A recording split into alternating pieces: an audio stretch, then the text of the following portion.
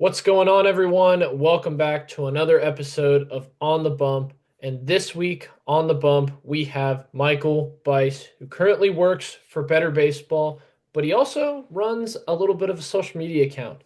So, Michael, can you kind of introduce yourself to the people and just kind of give a brief introduction about who you are? Yeah, well, first, this isn't really the on the bump that I thought I'd be on. I thought, more of a mound, but hey, this will do. My name is Michael Buice. I work at Better Baseball, which is the biggest baseball store in the world. And then I started my social media journey when I was in college with an account called Beauty in the Game, and now I'm like famous or something like that, even though I'm not famous and I'm that good at baseball. But here we are today, and we're just making the game better. Hey, you're internet famous, Michael, and Internet famous. I'm like a D, like a level Z celebrity, you know? everyone loves you. I'm glad you're here this week on the bump. Let's get started. Michael, can you kind of just briefly explain how you kind of got into social media? Like what was your beginnings, how you started your channel, and what eventually led you to working with Better Baseball? Yeah, definitely. So I started kind of sorta in high school.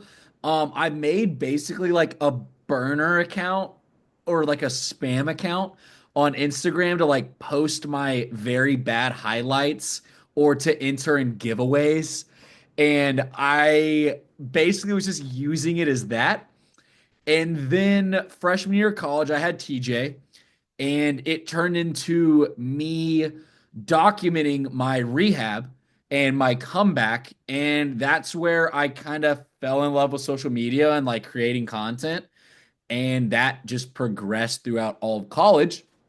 When I was in college during summer break, Christmas break, and a weekend here and there, I would work at Better Baseball as just a regular retail guy, retail employee. And that is basically the gist of those two things. And then, of course, they've turned into a lot more than just that. Can you kind of talk about like what your college days were like, how you decided to start rehabbing your process? Like what was that like?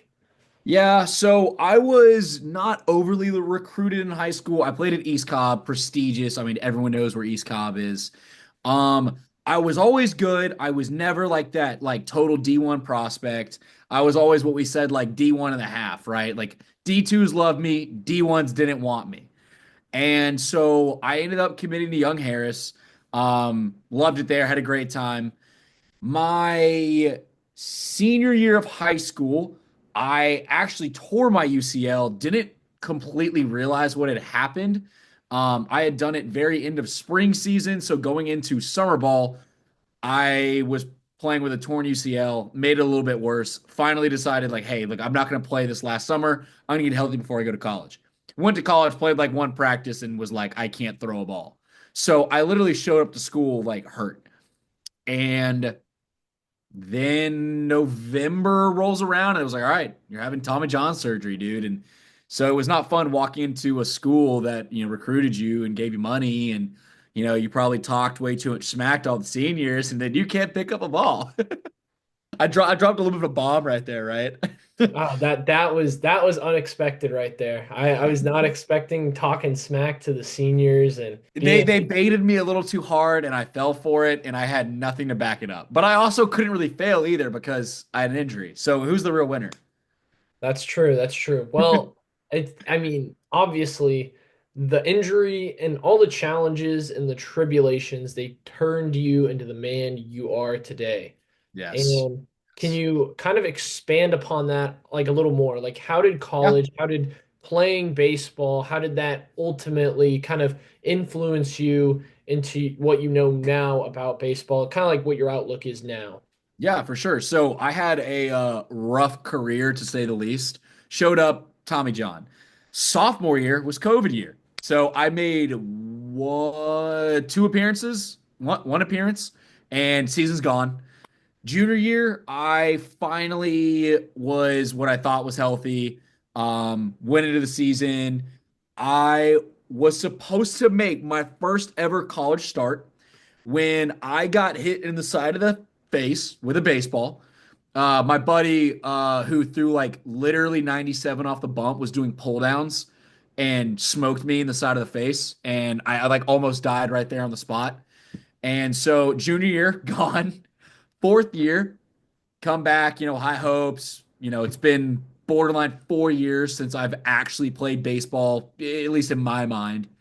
And I was doing okay. I was on and off. I was playing a little bit here and there. And then I got attacked by a dog and I broke my hand and broke a rib. And so that took me out for the rest of the season because at that point it was like, all right, you've missed enough time that like we're in playoffs. Like we're not putting you in, obviously, unless it's like, I don't know, whatever. So I didn't see the field the rest of that season. And then fifth year, finally somewhat healthy, had a solid year. I actually got to play and had kind of my farewell tour. But my last year was meant a lot to me that I actually got to play and be a part of a team that I felt like I at least contributed to.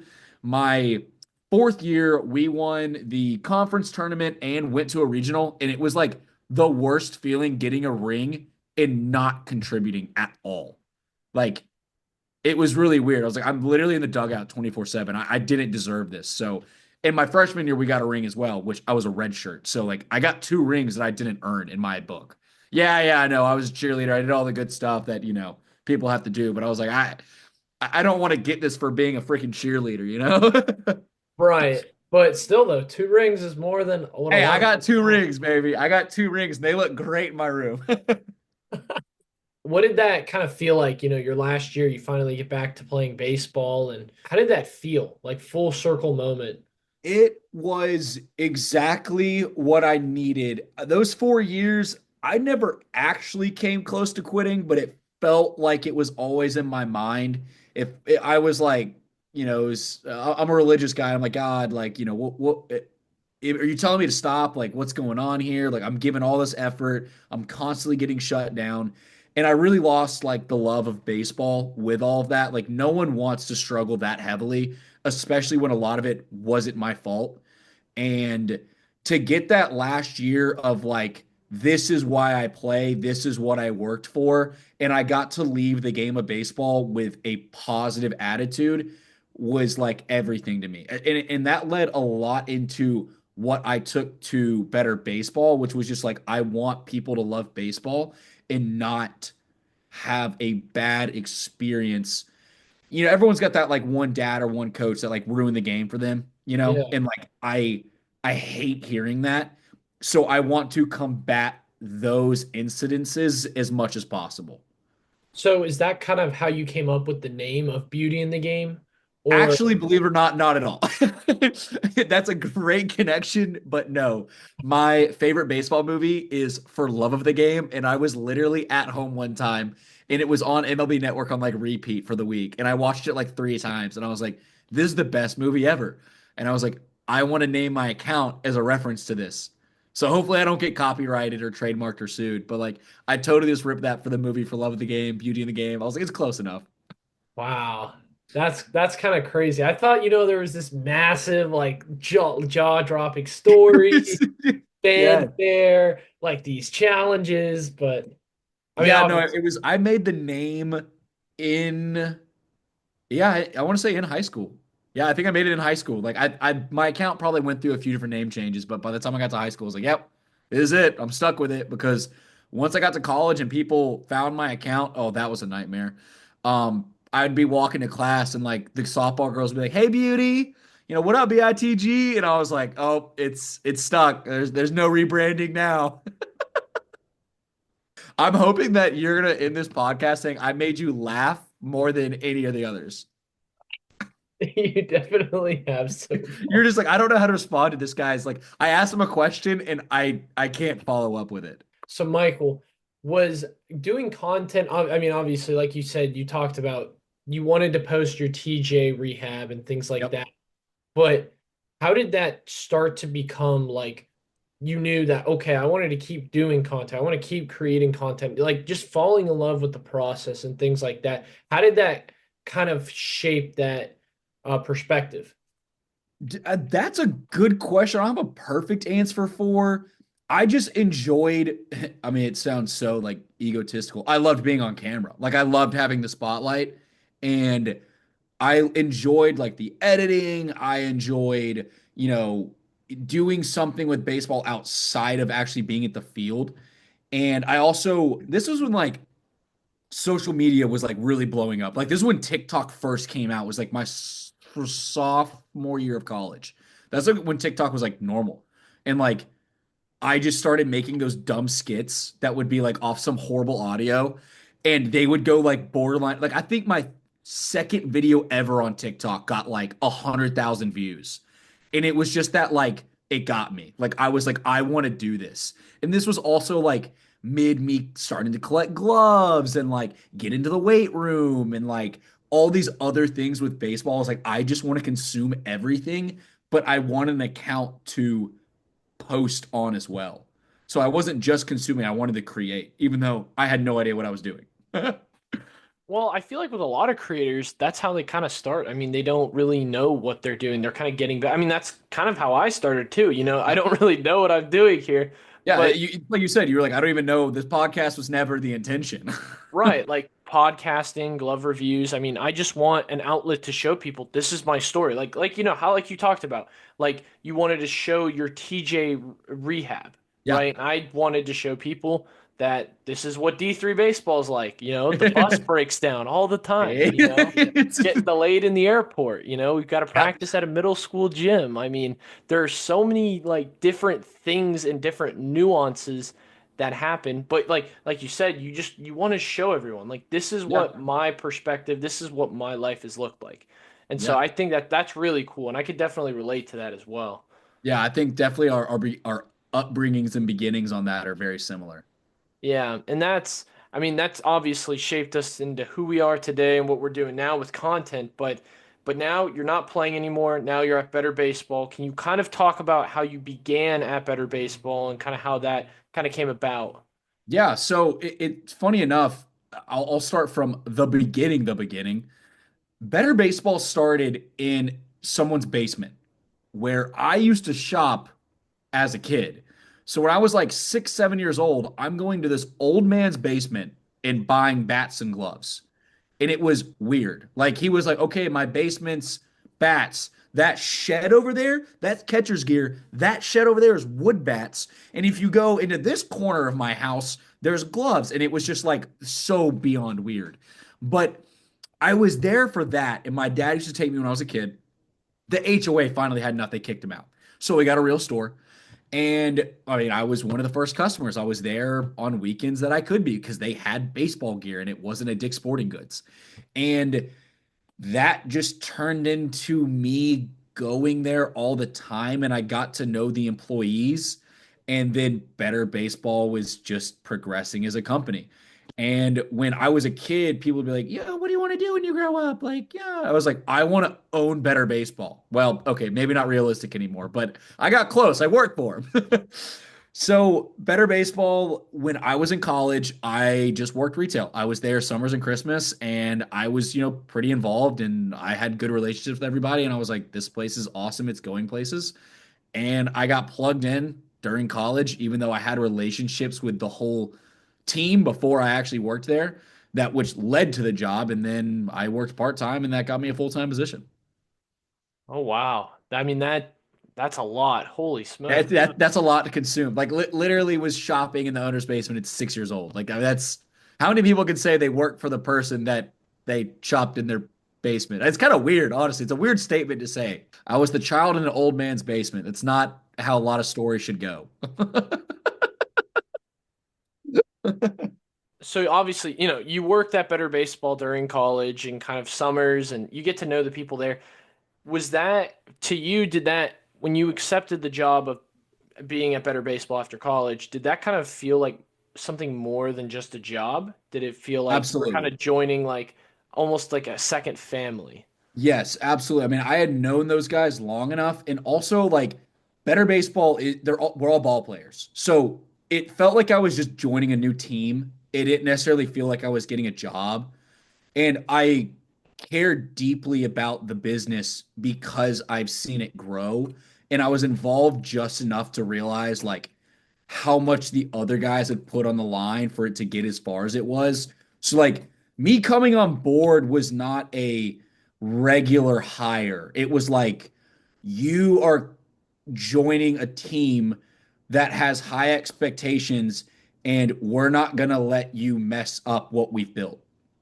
And that sounds harsh, but like that's our mentality. Like anyone that we bring on has to understand like what this place means to us. Like wearing Better Baseball means more than any team logo I will ever wear, including my college or my last name on my back. Like Better Baseball is my team and my family. It almost sounds like you should get like a better baseball tattoo, you know? Like it's that Do you deep know into how many times I have considered that? Do you know how good of a YouTube video that would make? Bice goes and gets Better Baseball tattooed on his chest. So most of our polos have like a BB just like right here. I have multiple times almost gone in and just like, hey, you see this polo? Imagine if it wasn't there and just put the logo right here.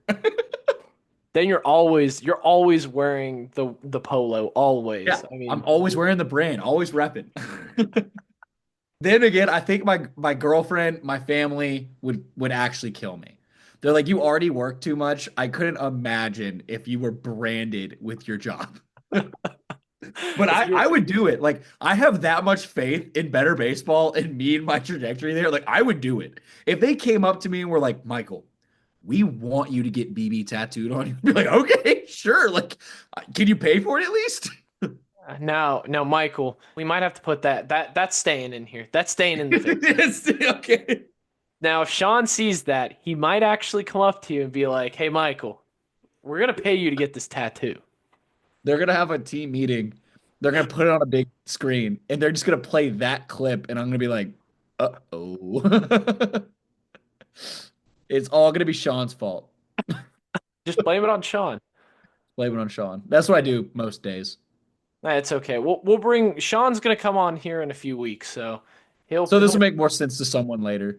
right. We're gonna have to explain this to Sean. Dude, you'll have to like play this clip or like the audio during it and just be like, so here's this. I'm gonna let you do with this as you please.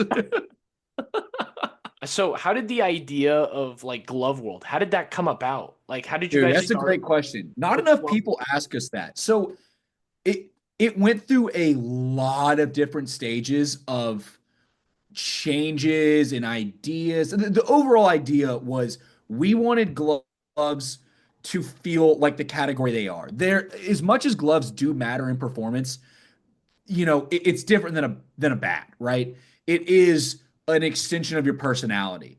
So we wanted it to have a different feel. We didn't want it to feel tech driven or performance driven. We want it to feel relationship driven. When you buy a glove, that glove will probably be with you for the rest of your life or close to it, assuming you don't screw it up.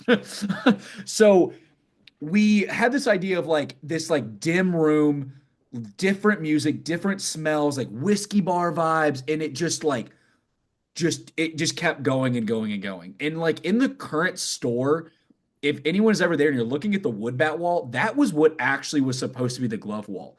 And what is Glove World right now was supposed to be a content room, aka what I was supposed to be working in. And then it turned into, well, it's going to be a podcast room. Well, it's going to be a studio. Well, it's going to be, oh, it almost was softball world.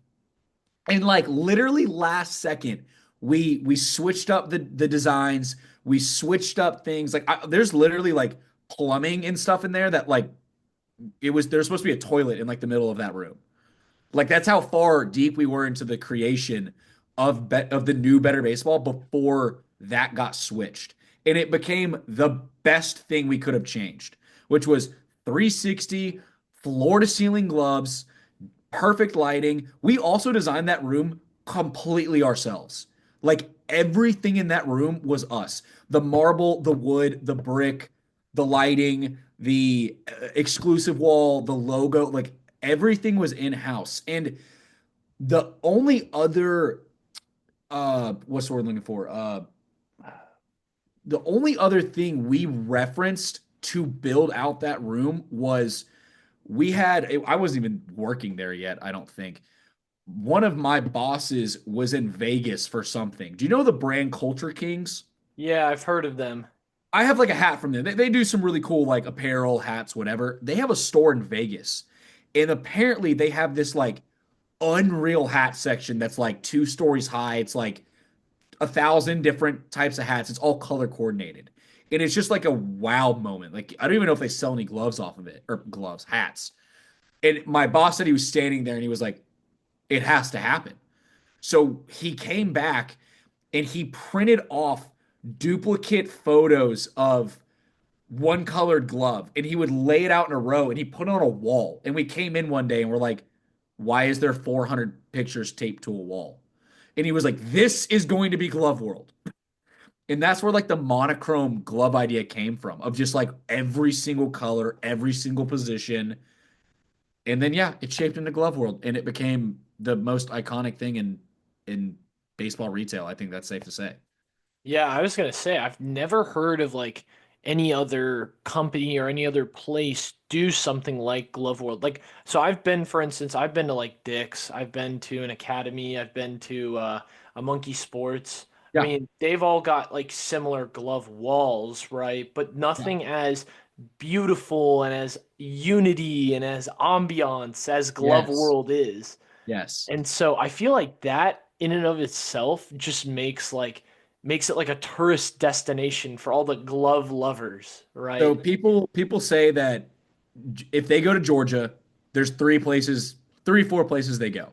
They go, and it most likely in this order: Better Baseball, Braves game, Georgia Aquarium, World of Coke. Like we're on that level now. Like, or people come to Better Baseball and they don't go to a Braves game. Like that's just like crazy to me. I'm like, wait, you're telling me we're more important than the Braves? When people come in and they'll be like, dude, you the social media guy? I'm like, yeah, like good to meet you, whatever. Like, yeah, we drove from Canada to come here. And I'm like, I'm sorry, what?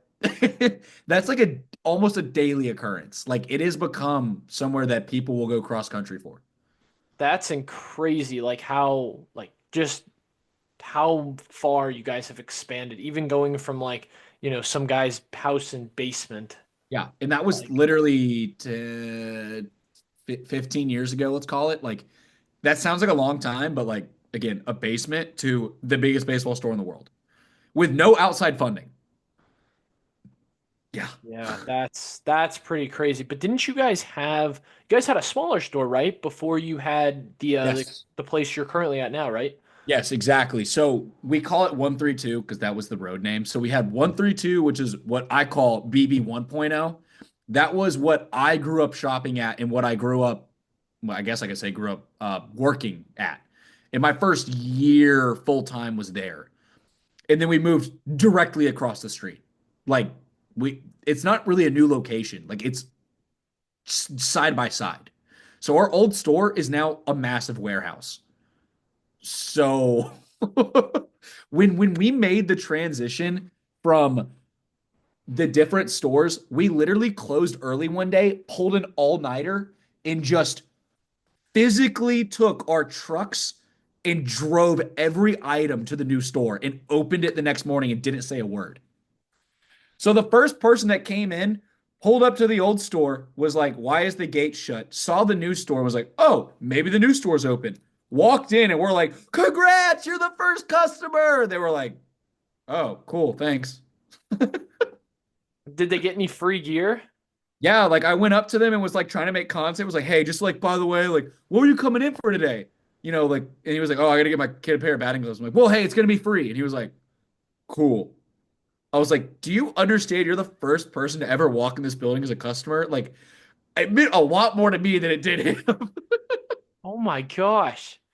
Guy wasn't a real ball player, I guess. That's so like anticlimactic too. You Oh, guys are I like, know. I just oh, remember like I walked back up to the office and my boss was like, "How? Who was the first customer?" And I was like, "Yeah, I'm deleting the video. Like it was, I can't post it. It was so bad. The guy didn't care." that's crazy. Going back to what you said earlier about having like a podcast in Glove, I think that's a great idea. Yeah, we've never done it large scale. I did it. Not I didn't do it. There's baseball podcast for fun. Grayson Gray, I believe, is that his name? Nope, it's not Gray, but his first name is Grayson. Super nice kid, super nice dad. They asked if I could do a podcast. I was like, yeah, sure. And they were like, can we do it in Glove World? And I was like, oh, I'm gonna have to have permission for that one. And yeah, it was so cool, like filming a podcast in there.